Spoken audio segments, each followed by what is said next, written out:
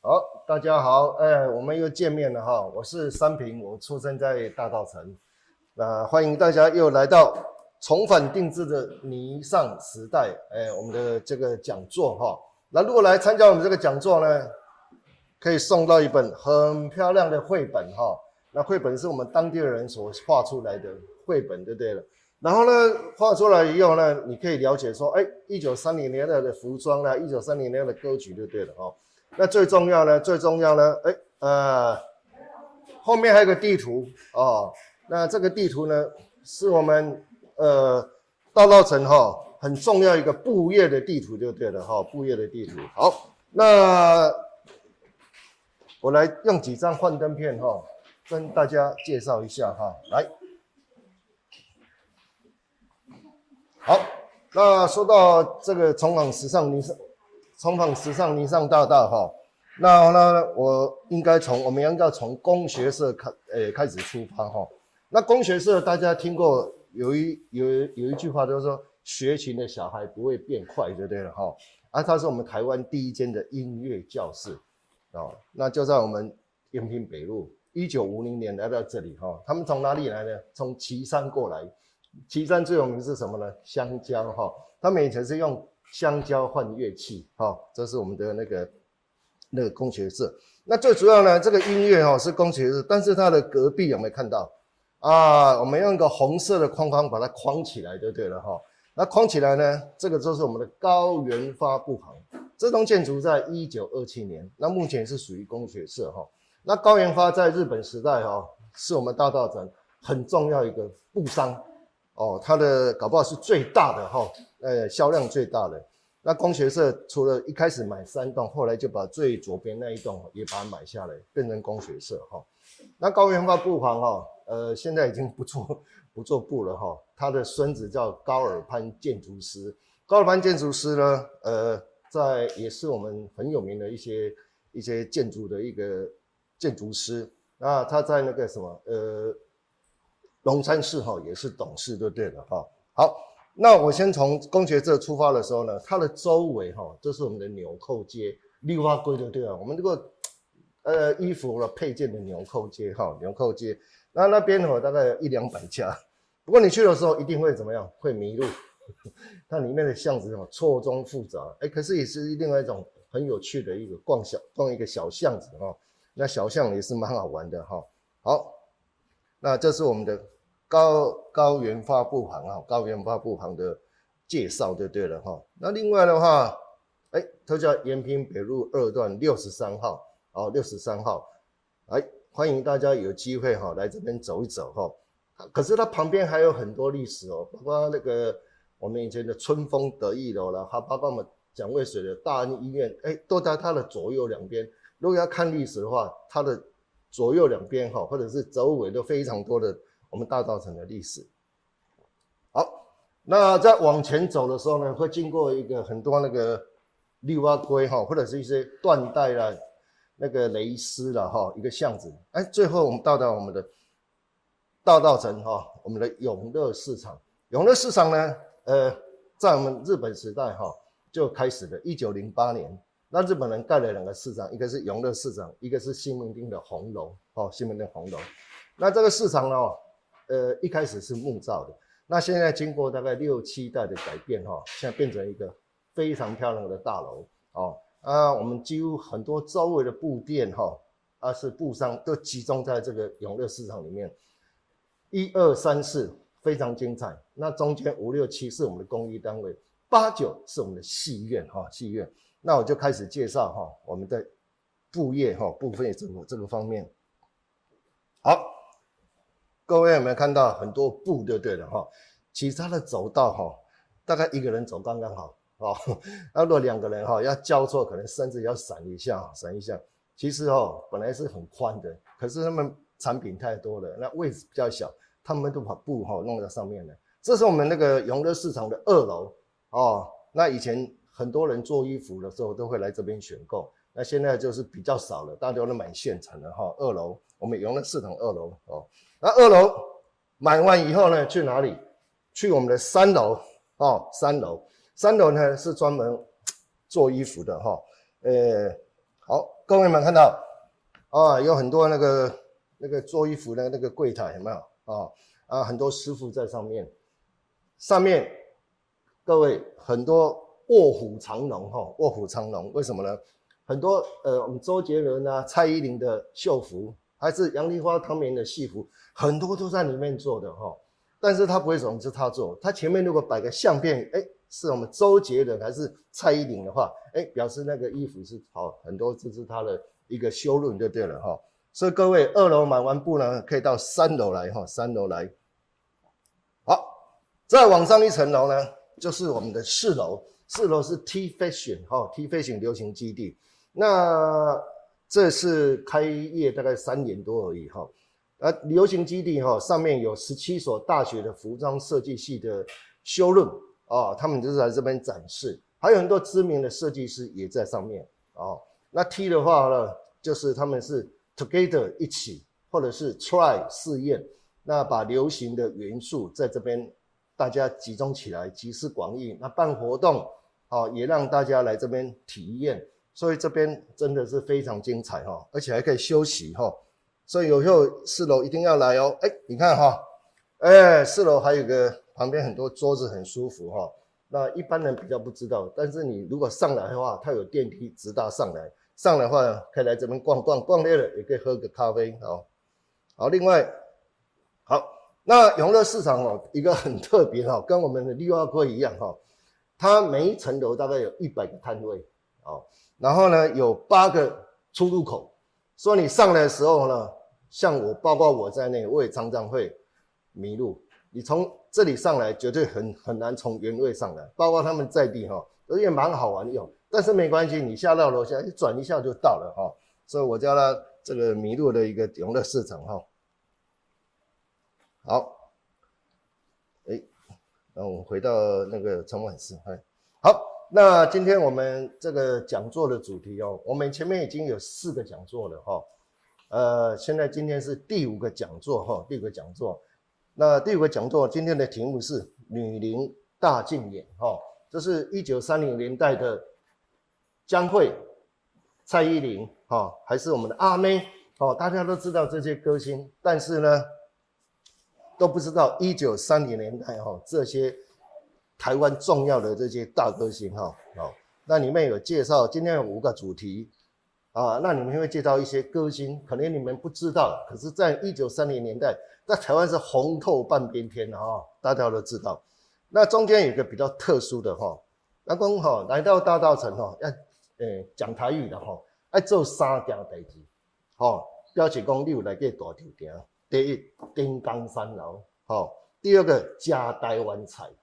第三呢就是听艺团唱曲这个唱曲就是登江长楼吃台湾菜，听艺旦那日本叫艺伎。那这个的话你有做到，表示你有来到我们这个大稻埕就对了。那今天的主题还是我们的太威兄一次比一次精彩，所以最后这个一定相信是比前面4个更精彩就对了台湾大学音乐学院研究所毕业然后呢他是声音类比声音玩家投入从2011年投入我们唱片界唱片的历史一些故事的话，已经20多年，收藏78转的唱片有1000多张，我看你应该是台湾最多的那另外呢他有几个第一我觉得是蛮难得的包括第一首这是邓雨贤来到我们大稻埕叫做大稻埕进行曲，这个已经失传80多年，大家以为不见了居然我们太威兄给他找到了哇，相信这个过程也非常的精彩。那另外台湾史上第一个唱片的大开门客家八音，还有劲歌街头流浪所以说他20多年了，平时都埋首在日本时代的报章杂志去研究。我给他一个叫做虫胶黑胶音乐达人好，那我们掌声欢迎我们的太威兄。谢谢大家，谢谢。欢迎来到我们今天的讲座啦。那其实说实在呢，因为我们前面已经有4场讲座，所以今天的主题呢是比较具有挑战性的。都是内容都是等于是已经到了最极致了，因为我们1、2、3、4、5已经走到第5步。那我们大主题呢，当然还是重返定制的尼桑时代。我们今天要介绍很多很多的女伶，其实在这个女伶就是当时的女歌手。那为什么称她们为女伶呢？就如同刚刚山平哥讲的，当时也有很多的伶人，譬如说包含演歌仔戏的也好，也许是唱声乐的也好，也许是刚刚提到的艺旦。那这些各行各业很会唱歌的人，他们都在100年前就进入了唱片工业。所以我们今天就要来跟大家分享。但刚山平哥在谈这个大稻埕的时候，我那时候心里面也突然间涌上了蛮多的画面，就是找唱片的时候，我不知道，因为今天现场来了很多的年轻的朋友，我不知道你们有没有你们想要收集的东西。像我自己大概在20岁左右呢，我就开始踏上这个领域，因为20年前其实没有什么数位的手机，然后网络上网也没有那么方便。我们那时候基本上是活在一个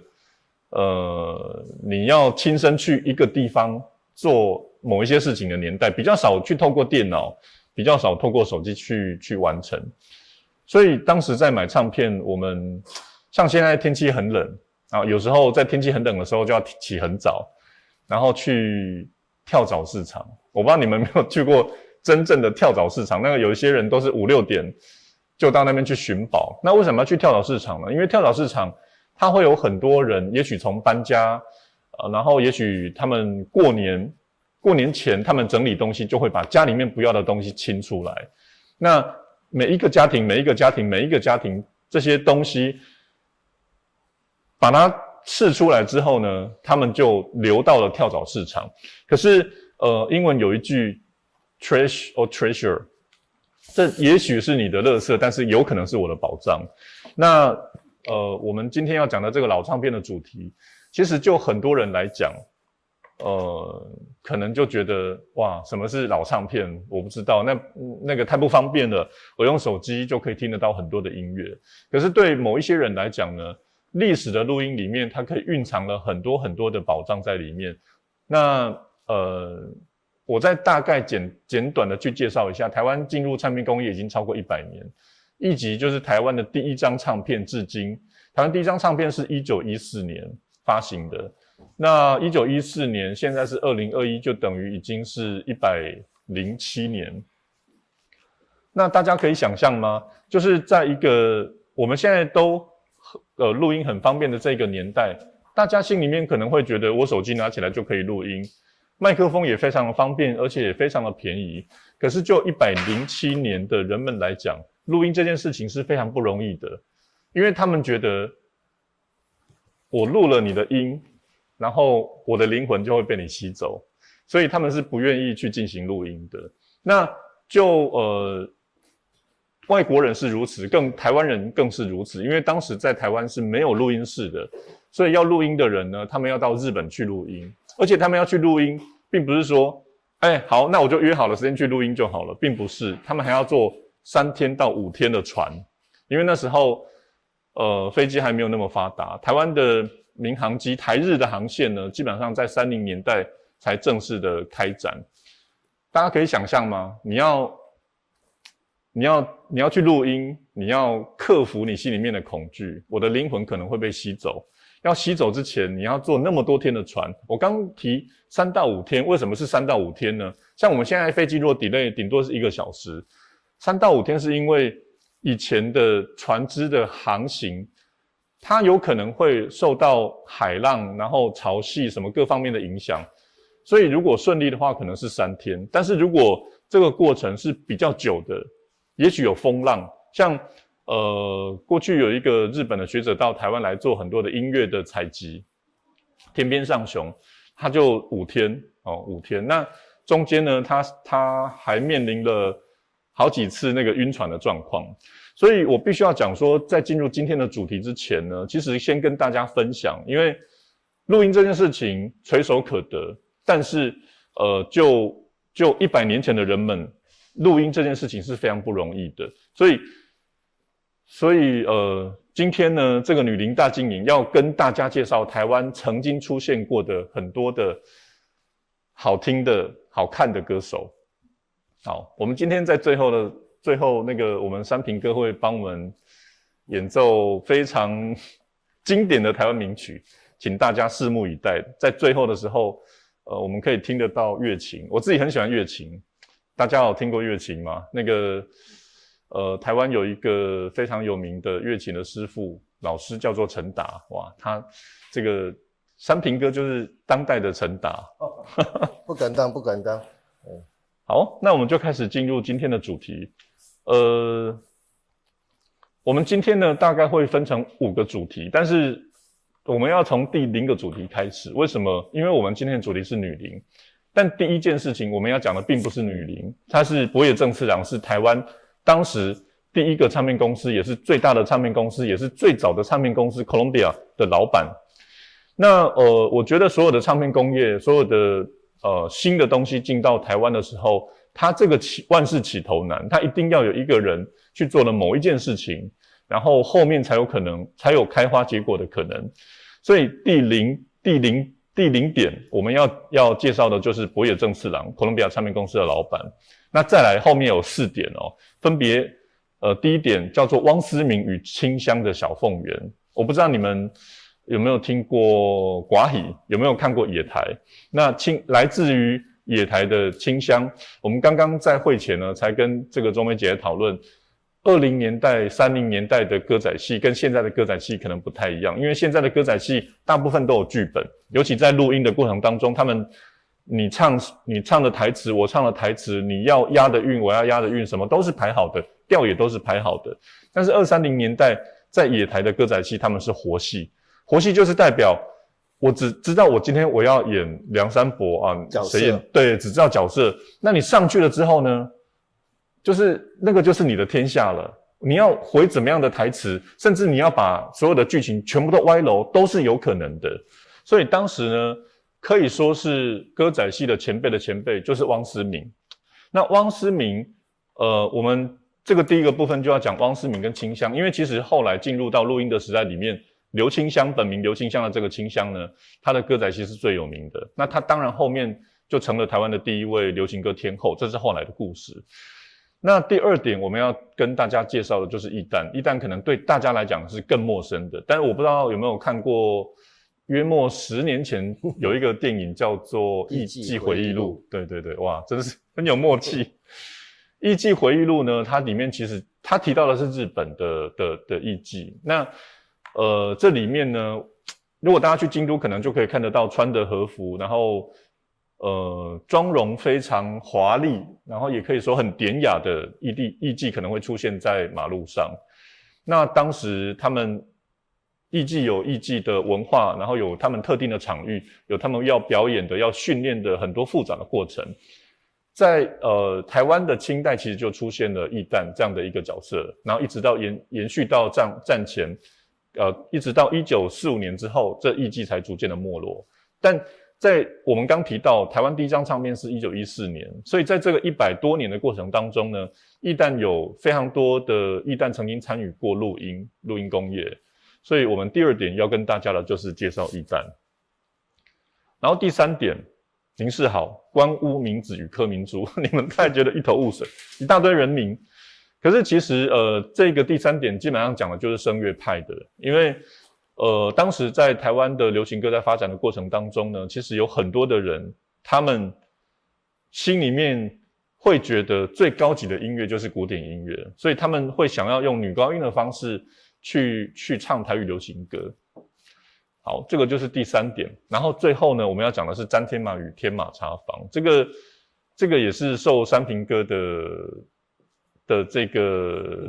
牵线啊齁。因为詹天马，大家知道台湾的第一首流行歌叫做《桃花泣血记》吗？1932年这首歌曲大大的流行，作词的就是詹天马，他是一个辩士。辩士呢，就是说以前都是默片电影，要有一个人在旁边解说旁白。那詹天马的女儿跟孙女跟山平哥是好朋友，对，所以90多岁了，对，女儿是90多岁了，对，女儿90，所以之前呢，三平哥就说：“林太辉，你这个听老歌听这么多，然后台湾的第一首流行歌《桃花泣血记》，他们的后代呢，就是跟他是好朋友啊，所以就介绍我们在某一个场合认识。那我后来觉得蛮感动的一件事情，就是说他的女儿的儿子，就是他的孙子。”是曾孙啊，曾外孙，对，或外曾孙，好，这个称谓实在是非常困难。他的外曾孙呢，留学维也纳，然后现在是一个假声男高音，所以我觉得就是说，就整个血统这样来看，他们家100年来其实都是跟音乐有关，尤其詹天马，他当年呢引进了很多台湾的国外的默片电影到台湾来放映。所以第4点我们要讲的就是詹天马跟詹天马的天马茶坊。但为什么詹天马不是女伶？但是其实它是一个很好的辨识，它也录了很多的音，而且也跟我们刚提到的这些女伶，清香也好，然后还有其他的这些当时顶尖的歌手也好，他们其实是有去合演的一些新歌剧，所以我们才把詹天马把它放到这边来跟大家一起讨论。所以我们就要从第0点来开始介绍。好，这个下巴，陌生的下巴，叫做柏野正次郎，他是台湾哥伦比亚唱片公司的一个非常重要的一个人物，是他的等于是他们的老板啦。那我们刚刚有提到台湾有一张唱片叫做《大开门》在台湾1914年出现，然后它就是台湾的第一张唱片，史上第一张唱片。那当时呢，柏野正次郎其实还没有进入唱片圈。那家唱片公司呢的老板叫冈本健太郎，是柏野正次郎是那一个人的妹夫。对，好，那个称谓实在，所以那个人是，反正就他们之间有一些亲戚关系啦。那总而言之呢，冈本健太郎他当时呢，募集了非常多的台湾好的音乐，然后这些艺术家们，然后带他们到日本去录音回来了之后，就制作了台湾的第一批唱片。但是很可惜的，当时100年前，留声机是非常昂贵的，音乐是非常昂贵的，所以它的销路是蛮不好。所以后来冈本健太郎他就渐渐的离开了这个领域。到了1920年代末期呢，就由他的妹夫柏野正次郎，他就说好，不过来者，好，所以他就把日序，然后也包含新的一些科技，整并成一个新的哥伦比亚唱片公司，然后到台湾来，做了很多很多的音乐实验。为什么在他的下巴这边写了一个好坏兼收呢？我想要邀请大家来思考一个也许我们觉得很理所当然的问题，就是流行歌到底是什么？大家在唱的歌就是流行歌嘛？那可是就 pop song 流行歌，其实它会有一个定义，就是当时从美国开始流行，然后短短的歌可以放进78版唱片3分钟以内的这样的短歌，叫做流行歌。那为什么短歌这么重要呢？是因为以前的唱片一面就是只能容纳3分钟，一面容纳3分钟，另外一面有3分钟，所以一张唱片有6分钟。那过去在更早之前，在民间在现场表演音乐的时候，他们当然没有这个限制，所以那时候的歌可能会很长。譬如说最有名的就是尼贝龙根的指环这部歌剧，要演4天呢，一天当然演3-4个小时，然后要演4天。一整个寡戏，什么梁山伯与祝英台，哇，他可以从他们小时候然后认识，然后后来那个祝英台去留学，然后一直讲到后来他们变成蝴蝶，这个也可以演好几天。那所以流行歌它有一个定义，就是它必须要是短的，然后同时它的伴奏的乐器通常也都会是西方的乐器为主。那到底什么是流行歌呢？如果我们活在一个还没有流行歌的年代，我们要如何去想象西方有这样的一个新的音乐品种？我们把这样的一个概念传到台湾来的时候，我们要如何运用它？这是一个100年前、90年前的人们在思考，国外已经在流行这个流行歌了，台湾要如何转化？因为说实在的，流行歌刚在全世界流行的时候，台湾人都会觉得我为什么要听流行歌？我为什么要听？你要给我一个很好的理由，我能够享受他们吗？因为当时歌仔戏非常有名，非常火红，然后南管非常火红，北管，那这些传统的音乐其实占据了当时大部分人们的耳朵，所以当流行歌要从国外要打进台湾的时候，他们其实要经过很多很多的思考。当时这个哥伦比亚唱片公司的博野正次郎，他的一个最大的一个关键字就是叫做好坏兼收，因为流行歌有别于传统，所以好的词他就去鼓励识字的人来写歌词，懂音乐的人来作曲，来做短的歌曲。那无论好无论坏，好坏兼收。所以他当时的概念是说，我想要鼓励台湾人来做自己的音乐。他是一个日本人，可是他觉得如果我们没有办法做出台湾自己的流行歌的话，我们就直接进口就好了，我们不需要做台湾自己的音乐。所以反倒我觉得在唱片工业里面，第一个等于是说让台湾拥有自己的音乐的主权这件事情，反倒是一个来自日本的博野正次郎，他提醒台湾人我们要做自己的音乐。所以他做的第一首成功的就是我们刚提到的《桃花泣血记》，就是詹天马作词，然后王一峰作曲的这个《桃花泣血记》。那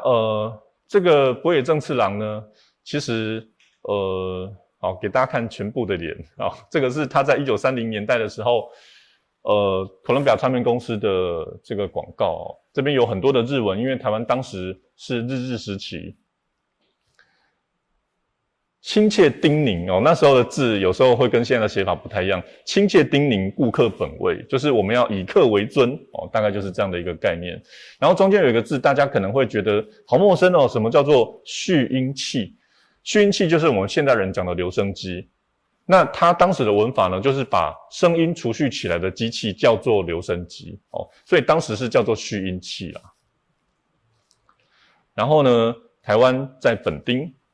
三丁目，这个是当时30年代哥伦比亚唱片公司等于到了台北来插个大的旗子，告诉大家我们录音工业要正式开始了。但话说回来，在《桃花泣血记》之前，难道没有任何流行歌吗？其实有的，但是就是早《桃花泣血记》1年就已经有欧鸟行健客乌猫当时有流行语啦，就是美女叫做乌猫，然后帅哥叫做欧高兄。那当时就有一首流行歌叫做《乌猫行进曲》，等于是在定义上的最早的台语流行歌，可是它其实并没有被流行。那中间还有一些义旦也好，或者是一些当时民间的一些能人，他们也录了一些录音，但是其实基本上在流行歌都没有后来的《桃花泣血记》来的这么成功。那我要讲博野正次郎的4个面向：鼓励、竞争、出走跟回归。其实我觉得观看博野正次郎这个人，其实就可以看从1932年一直到1940年的台湾的流行歌的重大的发展。第一件事情就是我们刚刚讲的好坏兼收，就是鼓励。他鼓励是什么意思？就代表说我请你作词，我请你作曲，你们做来了之后我都给你们钱，好坏兼收嘛。我譬如说这首曲子500块，那你写来没关系，我就让你写，然后我也付给你钱。所以一刚开始的时候，他的开放态度非常重要。因为假设他一刚开始的时候没有鼓励，也许台湾人就不会写自己的歌，他可能会回去听他的南管，听他的北管，听他的歌仔戏。所以一刚开始的时候，他是大撒币式的鼓励大家。但是后来非常可惜，就是说哥伦比亚唱片公司从1932年它的《桃花泣血记》引起了市场的大成功之后呢，然后隔年《月夜愁》，然后再隔年《雨夜花》《望春风》这些歌曲都让大家耳目一新。但是在1934年那一年，它突然间出现了另外一个竞争对手，就是胜利唱片公司。他们当时有一个新的东西出现，叫做流行小曲，就是他们把汉乐器把它放到本来比较洋化的流行歌里面，有一点点像是周杰伦的菊花台啊，就是这种概念，中国风有一种这种感觉。那后来竞争之后呢，其实博野正次郎他就开始他的古伦美亚唱片公司呢，其实他就开始面临了一些挑战。到了1937年，他旗下的很多的词曲作者跟歌手纷纷的出走，包含我们刚讲的清香，然后包含作词家李林秋、邓雨贤，其实就离开了哥伦比亚唱片公司，到最后1939年就回归。所以其实我们可以看得到呢，在流行歌这条路上，就是说成也博也，败也博也。一刚开始的时候，是他打开了这个天地哦，然后他也鼓励了这个天地的存在。但是当这条路火红之后呢，其实就会有人开始眼红，然后他们也会想要做流行歌，这当中当然不乏优秀的作品。所以其实博野正次郎呢，我们可以讲，就是说观看这个人，你就可以知道说，哦哇，原来台湾在1945年流行歌是这样子，有这样的一个曲折。再来第二个呢，我们要讲汪思明跟清香的小凤园。小凤园呢，我们现在听起来这好像就是一个很古老的一个名字，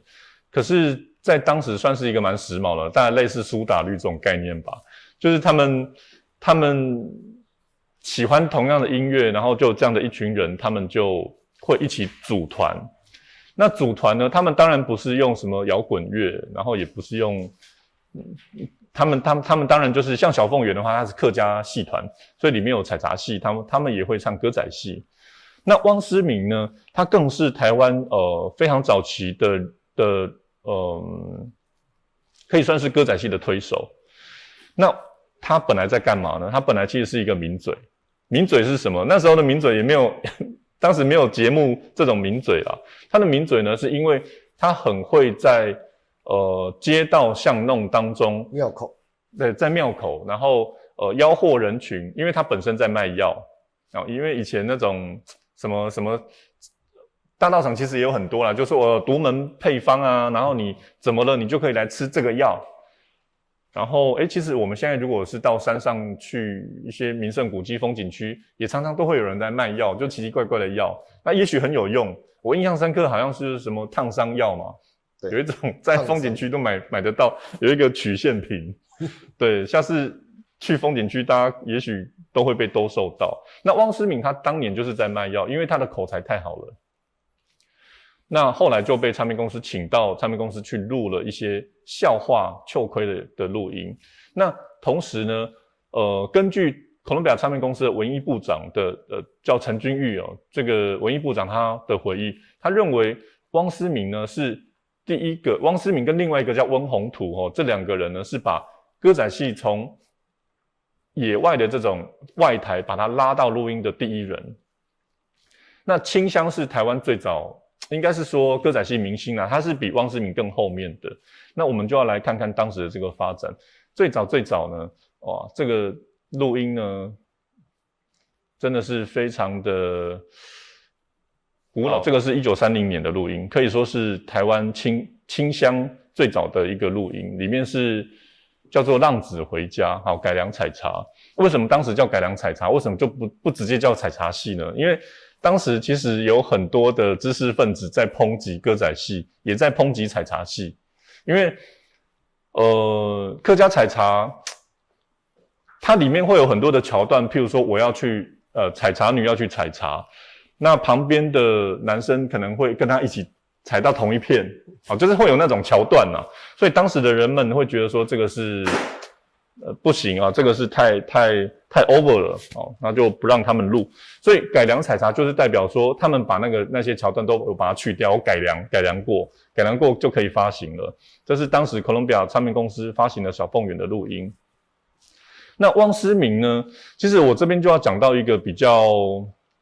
阴谋论的一个论点，就是其实汪思明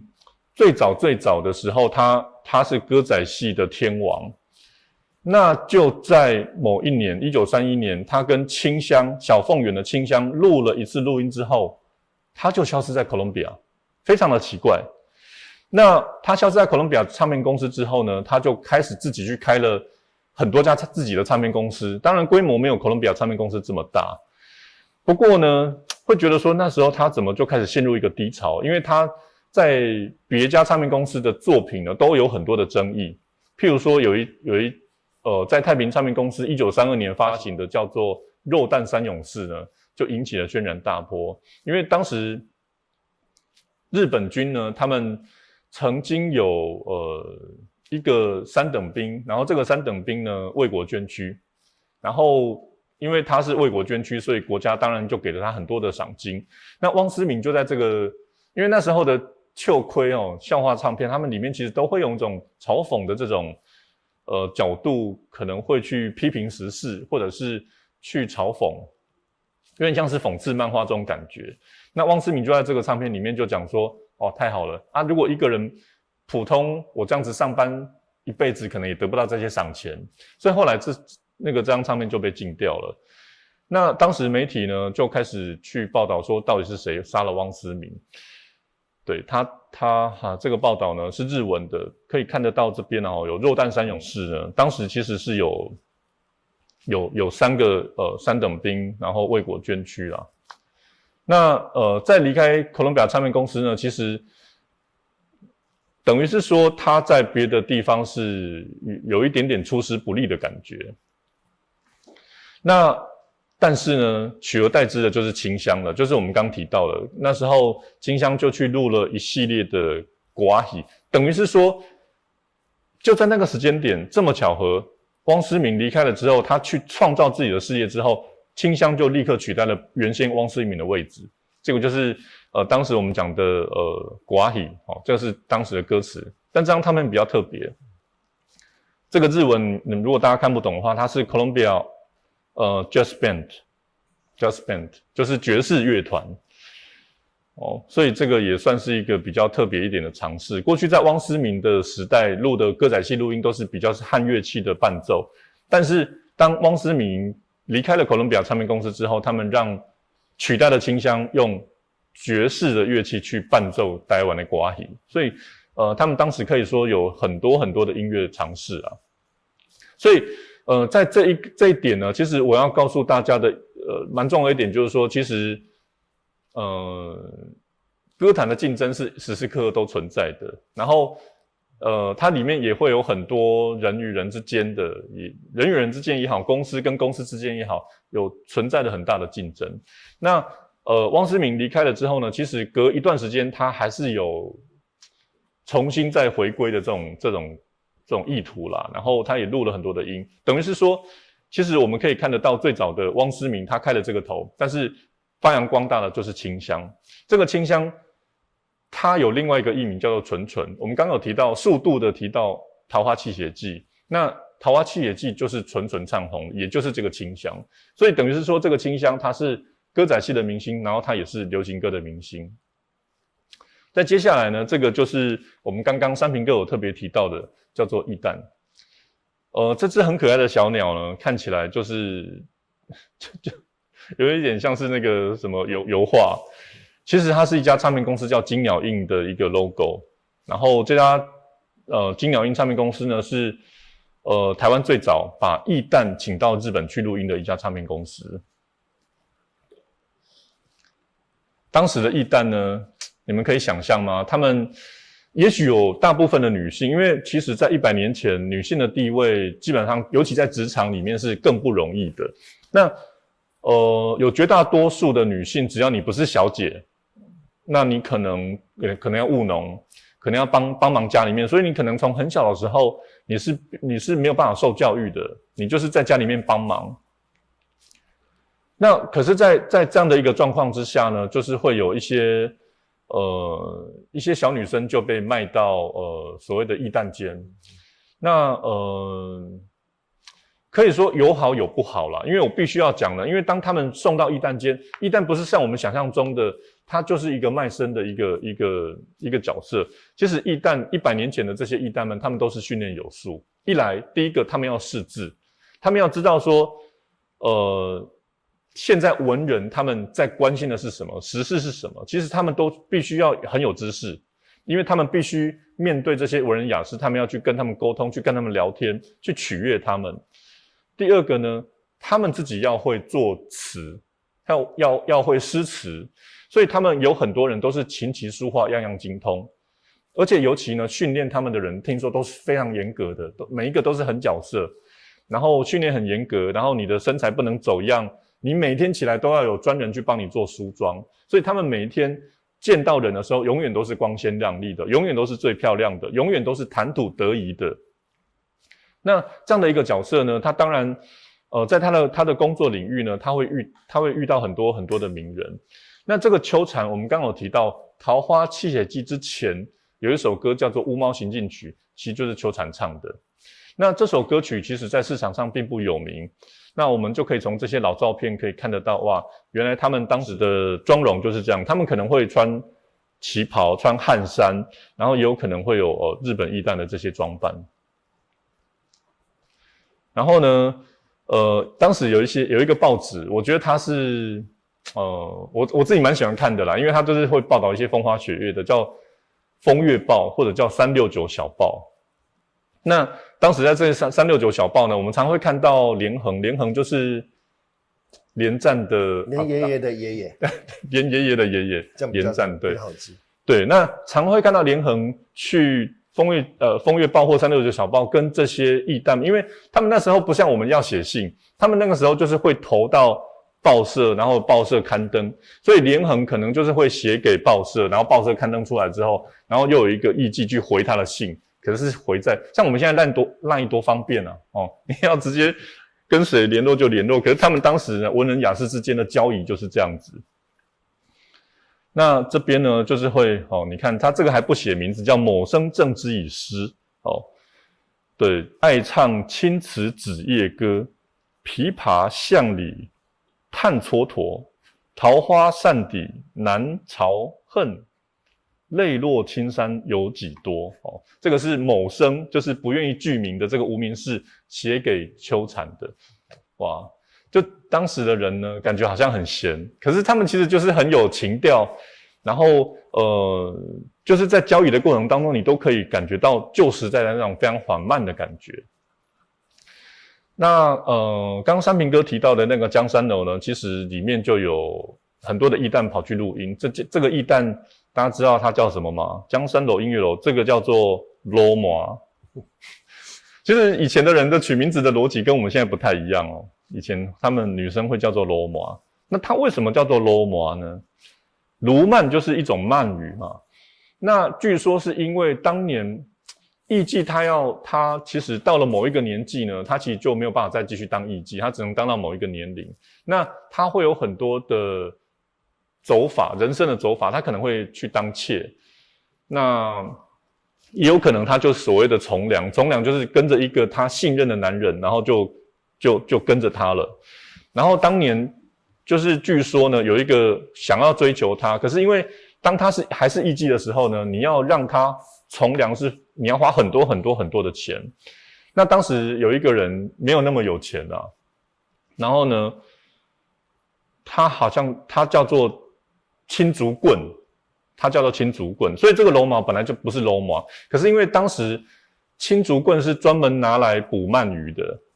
所以后来这个罗麻就被人家叫做罗麻，是因为追求他的男人叫做青竹棍是因为这个原因。那当时呢，其实很多的录音里面呢，都会有一些特别的称号啦，像一般的歌手就是直接是名字而已，但是如果他是像我们刚刚讲的这个艺旦，他可能就会加一个女史，就是女士的意思这个就是叫做玉云女史，就是代表他是有社会地位的他并不是一般的泛泛之辈，他可能有很多人愿意写信给他。稻江花选者稻江就是在这附近大稻埕这一带就是叫做稻江，大稻埕，然后淡水河，稻江对对，就是这一带。那这个雪梅思君呢，是艺旦幼良唱的。那这首歌曲连江蕙也有翻唱雪梅思君在当时算是非常红的一首歌曲，所以当时留下录音的艺旦是非常多的。这个就是当时的《风月报》放大一点给大家看，有时候里面呢都会有很多的照片，叫做花国艳影譬如说就告诉你这个艺旦它长得怎么样，然后它有什么样的特色。譬如说这个就是幼良，这照片看起来就是非常的模糊，但对当时的人们来讲呢，他们可以从报纸里面看到所谓的预兆，对他们来讲就是非常不容易的事情了。然后这个女生叫做琉璃子，那时候取名都还蛮特别的。然后你看旁边，就是会有很多很多好像是意识的这种感觉，就是他们会A 在干嘛 ，B 在干嘛，谁追求了谁，然后谁情杀了什么什么等等等。都会把它写在这个报道里面，《风月报》也好，《369小报》也好。好，这个就是当年《风月报》里面的内容。这个乐音女士呢，其实她也是有参与录音的，在东亚唱片行。那这个女生呢，北里名妓叫根根，大家不知道有没有听过一首歌曲，它是这首歌曲的原唱，叫做《北波丹》。北波丹算是也是台湾名曲啦，三平哥一定会弹奏嘛。那当时呢，其实胜利唱片公司也好，哥伦比亚唱片公司也好，他们都有很多的艺旦。这个根根就是属于胜利唱片公司的艺旦。然后还有一个艺旦也很红，它的艺名叫做青春美，青春非常的美丽的青春美它是来自柏友乐唱片公司的。那再来要给大家看一个非常有趣的表格，这个是1926年的时候呢，其实已经快要100年了。这个所谓的真正本岛民班，我觉得非常有趣的事情就是说，当时的唱片公司很喜欢强调所谓的本岛，因为这些唱片呢，大家知道吗？透过录音，我可以不用看见你，但是我可以听得到你的声音。那台湾因为录音的关系，所以我们在台湾，在台北也好，在台中，在哪里的这些人，他们只要是有钱的，他们都可以去买到也许在1000公里之外的意大利的声乐家的录音。同样的，台湾的录音也因此可以流传到全世界。所以我们有时候买到这些珍贵的台湾唱片，并不是在台湾买到的。我们曾经在美国，然后在日本，在马来西亚，甚至在中国的这些福州，然后厦门，都可以看得到台湾唱片的踪影。所以他们当时是怎么去推台湾的唱片，叫做本岛民班，就是这是正台湾的这些录音。这里面有很多很多都是艺旦，我们来看它的名字，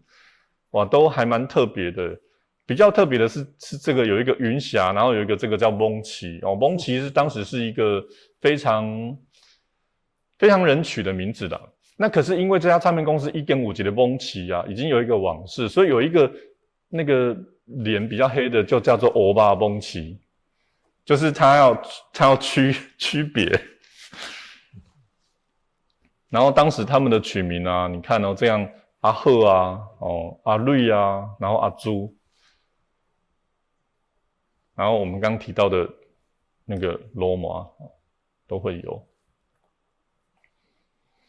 然后我们刚开始的时候也提到金鸟印，金鸟印的话呢，它里面也有很多的艺旦。然后我们可以看到他们曲目基本上都是非常传统的，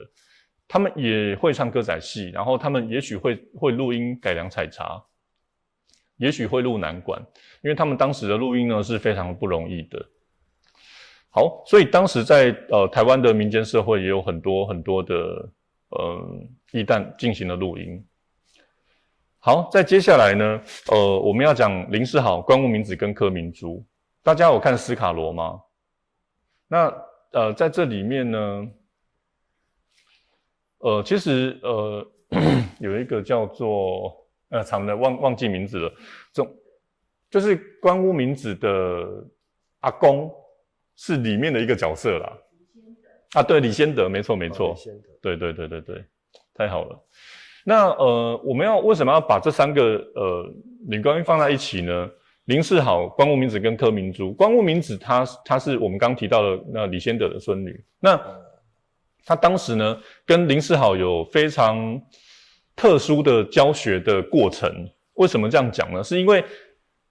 林世豪他本来就很喜欢唱声乐，然后台湾有一首歌曲叫《一个红蛋》哦，就是林世豪是原唱，然后纯纯也是原唱。那林世豪他来自台南，然后他是家里算是一个望族，然后他从小当然是一个识字的一个女子啊，可是他从小就很喜欢听声乐，可是他其实没有真正受过声乐训练，所以当时日本的关屋明子很红，他就会买关屋明子的唱片，然后在家里面练习声乐。所以后来他在哥伦比亚唱片公司呢，考进哥伦比亚唱片公司准备录音的时候，他就用女高音歌手这样的一个身份进入哥伦比亚唱片公司，并且发行唱片。那后来他跟关屋明子大概约在1935年左右呢，他们师徒有真正见面。可是那时候林世豪已经录了很多音了。那关屋明子更是一个蛮了不得的一个人物。关屋明子他是大家有听过普契尼的歌剧吗？蝴蝶夫人，对，关屋明子的这个应该是说那时候日本有很多的女高音啊，包含三浦环，然后包含关屋明子，都是那时候很有名的女高音。那三浦环是普契尼钦点的蝴蝶夫人的最佳女高音，那她下面呢就有关屋明子跟白光两位很有名的学生。白光后来就是也在中国，也在上海，然后也在日本发了很多的唱片。那关屋明子呢就承袭了这一派，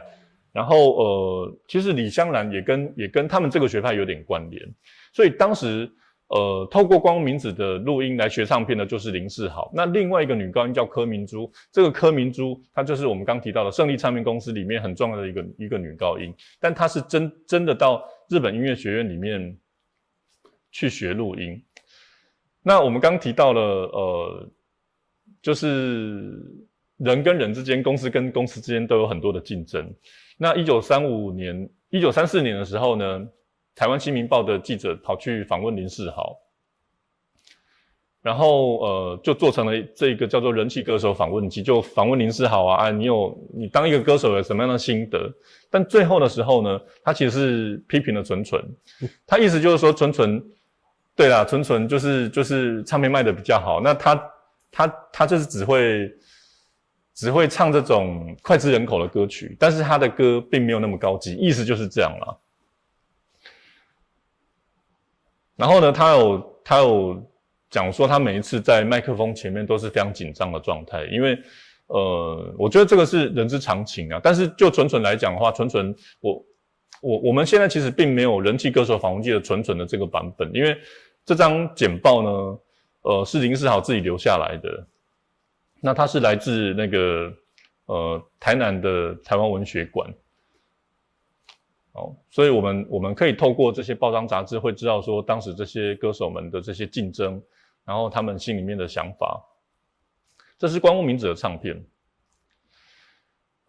这边呢有一个叫做东京音乐学校编因为东京音乐学校在日本算是一个非常知名的音乐学校，也是很早期的。这个音乐学校就是我们刚提到关屋明子有正式毕业的学校。柯明珠，对。好，最后我们要提到了这个詹天马跟天马茶坊。詹天马我们刚有特别介绍过，就台湾的第一首流行歌《桃花泣血记》的这个作词家。前一个月呢，我投稿熏风这一篇把那个封面弄给大家看，叫《无声的女与无影的她》。因为我觉得詹天马的世界非常的特别，为什么要取名这个无声的女与无影的她呢？因为当时的电影是没有声音的，没有声音，就它就是默片电影。大家有看过那个卓别林吗？卓别林就是他会演一段之后，然后就黑字幕，然后白字，黑字幕，然后黑底，然后白字幕。那所以当时的电影是无声的。那这个无声的呢，其实就要配一个辨识，这个辨识它是可以不用露脸的，所以就变成是说一个要出声音，然后一个要出影像，对，然后把它结合起来。那通常辨识还会再搭一个3到5人的小乐队啦，所以帮他们写了一篇文章，就是无声的女与无影的她。因为在当时呢，其实詹天马我觉得他真的是一个文青中的文青。我们现在的电影院呢，叫做电影院嘛，以前叫做戏院，但是更早之前呢，会叫做什么座什么座。那在永乐町里面就有一个永乐座，是非常知名的，然后它的设备也是非常新颖的。1924年陈天来经营的，永乐座。三平哥应该也认识他们家族。有。对，因为他就是在这一带都是非常，等于是说他们的人脉网络非常的广啊。那永乐座呢是陈天来他们盖的，但是中间你一定要有一些很专业的人在里面，所以他其实就找了我们刚提到的这个詹天马。詹天马是一个电影迷，他会，譬如说他这边呢这个报道就是说詹天马亲往上海，然后把当时中国的一些电影最红的这些电影把它引进到台湾来，包含《衡娘》、《恋爱与义务》还有《桃花泣血记》。所以我们刚刚提到台湾最早的台语流行歌《桃花泣血记》，其实它最早就是一个默片电影，演的男女主角呢就是金燕跟阮玲玉当时都是非常有名的明星。那詹天马他其实非常喜欢电影，也很喜欢喝咖啡，所以后来他在永乐座这个阶段，感觉起来就大概在1930然后到35左右这个阶段呢，他是非常忙碌的。那等到这些忙碌的生活告了一个段落之后呢，他就去开了这个天马茶坊，对，很可爱。我很喜欢看这个当年的报纸里面，常常都会有这种小海报，然后这边就写台北、太平町、蓬莱阁通他们那时候的那个店名都是这样子。那因为在更早之前呢，玻璃路已经开幕了嘛，那玻璃路也在天马茶坊附近，所以我觉得那时候在整个大稻埕就是有形成了一个蛮特别的一个风气，就是你可以喝咖啡，你可以喝茶，然后你可以酒家，对，有各种不同的这些饮食文化，然后这些服装啊、时尚什么各方面都是在大稻埕。然后天马茶坊的这个詹天马呢，其实他当时因为他也很有影响力，所以他常常会赞助，像我们刚刚讲的《风月报》，天马茶坊也有来赞助吧。这个是当时其实我在爬书詹天马的这个过程当中，我发现他真的做了很多的事情，除了是片商之外，他自己也经营印画放映，因为他自己本身辨识嘛，然后再经营印画放映，然后他后来这个天马茶坊加进来之后，可以说他一个人是3头6臂，他真的做了非常多的事情，然后也包含当时的这个品种总务长官跟他的夫人，他们要看电影都指明要詹天马来当辨识，所以可以说他们当时的这个社会地位是非常的高。然后有天马，还有一位叫天狗他们那时候辨识取名也是还蛮有趣的，都是在永乐座。然后其实有时候会有日本电影，有时候会有美国电影，像詹天马他的录音当中呢，就曾经帮美国的《红灯记》这部默片电影来担任辨识来说明。这个就是詹天马的唱片，这个是我的藏家朋友徐敦芳先生提供的。可怜的闺女，你看他这上面就会写说说明界的大王詹天马。所以以上呢就跟大家介绍了林林总总啦，其实不见得都是女伶，但就主要就是告诉大家说，当时的录音唱片录音工业里面是非常丰富跟多元的，那有各种不同的学派，有各种不同的声音，然后也有各种不同的音色在我们的